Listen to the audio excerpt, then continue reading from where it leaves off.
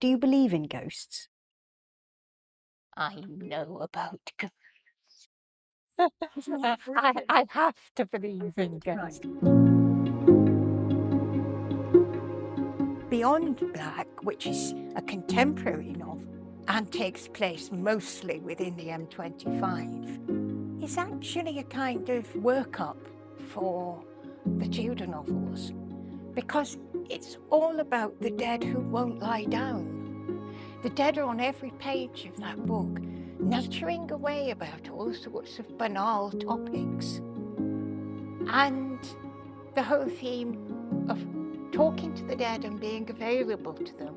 I was actually setting the schedule for my next 15 years of work, but I didn't know it at the time.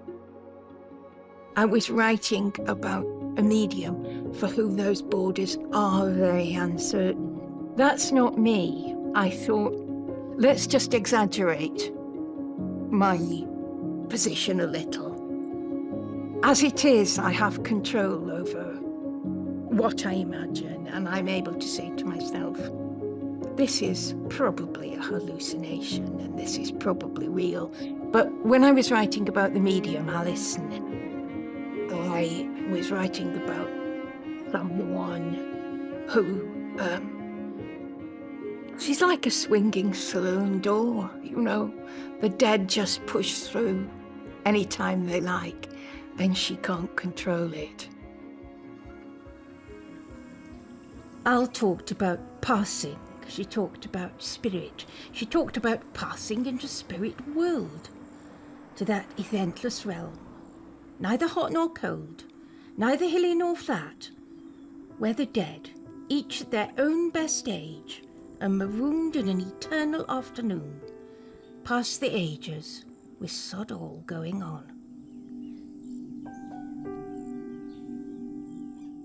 Spirit world, as Al describes it to the trade, is a garden, or to be more accurate, a public place in the open air, litter-free like an old-fashioned park, with a bandstand in a heat haze in the distance. Here the dead sit in rows on benches, families together, on gravelled paths between weedless beds.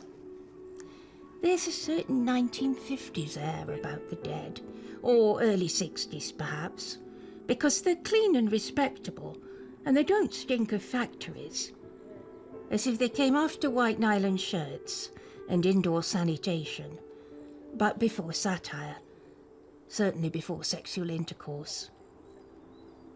Damaged livers have been replaced, so their owners live to drink another day. Blighted lungs now suck at God's own low-tar blend. Cancerous breasts have been rescued from the surgeon's bin and blossom like roses on spirit chests. How much of this do you believe? There's a division in my mind between what I believe logically and what I believe out of experience. Logic and reason tells me that we don't have consciousness after death. There is nothing after death. There are no ghosts. And that certain known scientific laws are obeyed by all matter. But my experience suggests to me, yes, there are ghosts, and objects do move about without human agency or mechanical means, and that the world is a far stranger place than we usually acknowledge. What I think is that if I hadn't had an education, if I hadn't learned to think and put the brakes on fantasy, then instead of being a novelist, I would be pursuing Alison's trade. I would be a professional psychic. I think that's quite a possibility. You talk to the dead one way or another, and you make it pay.